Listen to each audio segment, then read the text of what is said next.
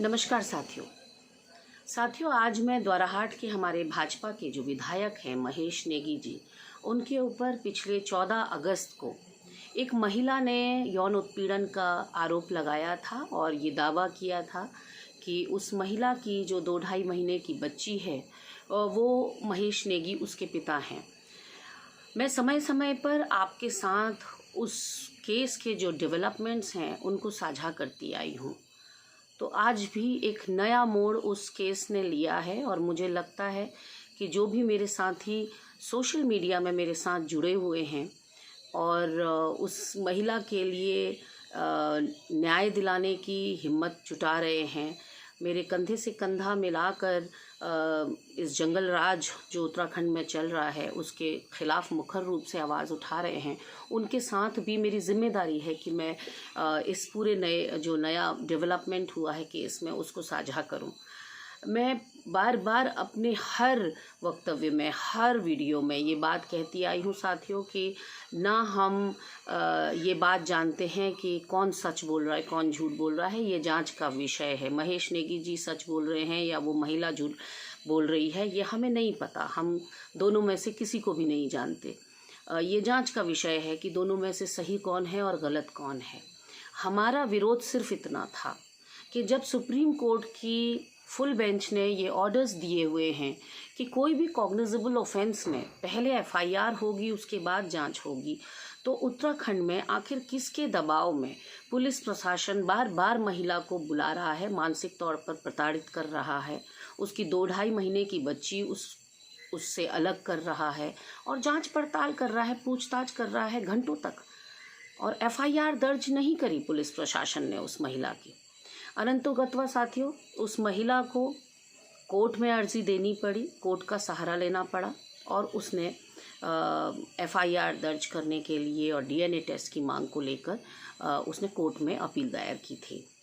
और अच्छी बात यह है साथियों कि उस महिला को अभी प्रथम दृष्टया तो न्याय मिला है।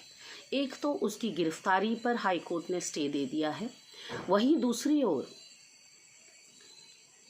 महेश नेगी के खिलाफ जो महिला की एफआईआर दर्ज नहीं हो रही थी, सरकार के दबाव में, महेश नेगी के दबाव में या पुलिस प्रशासन के दबाव में, वो उसके लिए निर्देशित कर दिया गया है कि एफआईआर दर्ज की जाए। और आप सोच सकते हैं साथियों कि जो दल चाल चरित्र और चेहरे की बात करता है, जो दल राजनीतिक शुचिता की बात करता है, पारदर्शिता की बात करता है, शुरुआत में तो महेश नेगी प्रकरण से पूरी तरह से उन्होंने पल्ला झाड़ लिया। उन्होंने ये कह दिया कि ये महेश नेगी का पारिवारिक मामला है, व्यक्तिगत मामला है, इसमें पार्टी कोई टिप्पणी नहीं कर सकती। लेकिन आज जब गंभीर धाराओं में भाजपा विधायक के ऊपर केस दर्ज हो गया साथियों, 376 और 506, यानी कि दुष्कर्म, रेप और धमकी, इन 2 केसेस में उसके ऊपर केस दर्ज हुआ है महेश नेगी के ऊपर। लेकिन चौंकाने वाली बात यह है साथियों कि भाजपा ने अभी तक ना विधायक को निष्कासित किया है, ना निलंबित किया है, न इस्तीफा मांगा है। हमें चिंता इस बात की है कि अपने विधायक होने के रसूख का वो दुरुपयोग करेंगे, अपनी सत्ता का दुरुपयोग करेंगे, क्योंकि इस वक्त सत्तारूढ़ दल भी उन्हीं का दल है और वो विधायक पद पर काबिज रहेंगे तो जांच प्रभावित होगी। बार बार हमने मांग करी कि विधायक से इस्तीफा लिया जाना चाहिए, उसको पार्टी से कम जांच तक तो निलंबित होना चाहिए। लेकिन एक बार फिर जैसा कि भाजपा का चाल चरित्र चेहरा है, वो नहीं जो वो दिखाती है, जो असल में उनका चेहरा है कि अपने कार्यकर्ताओं और नेताओं की इन काली करतूतों से वो किस तरह से किनारा कर लेते हैं, ये सब आपके सामने है। अपनी गलती कभी नहीं मानते भाजपा के लोग।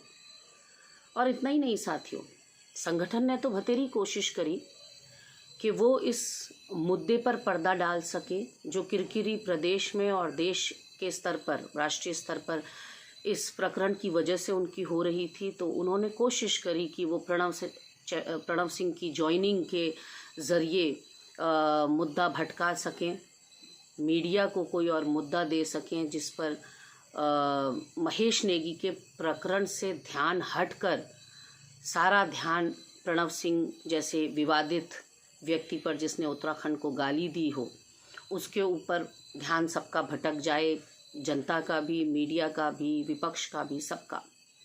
और सारी जो चर्चाएं हैं, जो डिबेट्स हैं, वो प्रणव सिंह पर होने लगे।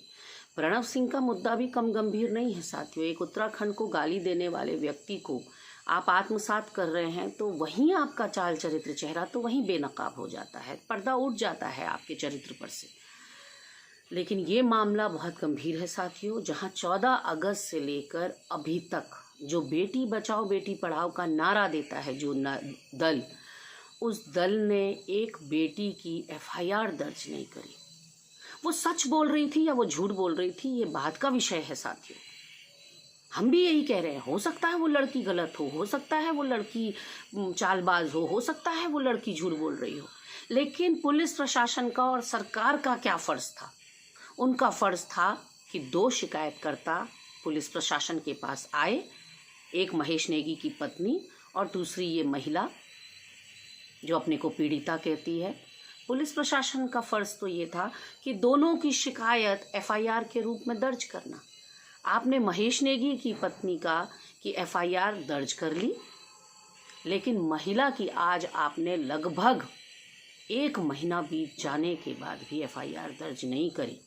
जब कोर्ट की फटकार लगी है, तब कहीं जाकर साथियों आज 2 गंभीर धाराओं में महेश नेगी के ऊपर केस दर्ज हुआ है।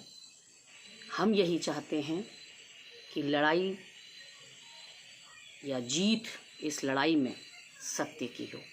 जो सच बोल रहा है उसको न्याय मिले, जो झूठ बोल रहा है वो दंडित हो। आगे भी कोई और डेवलपमेंट्स होते हैं अगर इस केस में, मैं आपके साथ साझा करूंगी साथियों।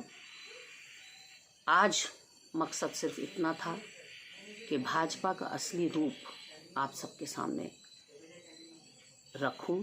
संजय कुमार जो महामंत्री संगठन है, उस केस में भी पीड़िता को कोई न्याय नहीं मिला था। संजय कुमार के ऊपर कोई कार्रवाई नहीं हुई थी।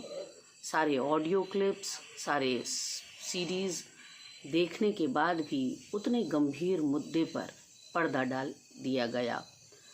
नारे सुनने के लिए बहुत अच्छे हैं साथियों, सबका साथ सबका विकास, बेटी बचाओ बेटी पढ़ाओ, और इन नारों की आड़ में क्या हो रहा है वो मैंने आप सबके सामने रख दिया है।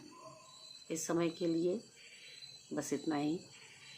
शुभ रात्रि।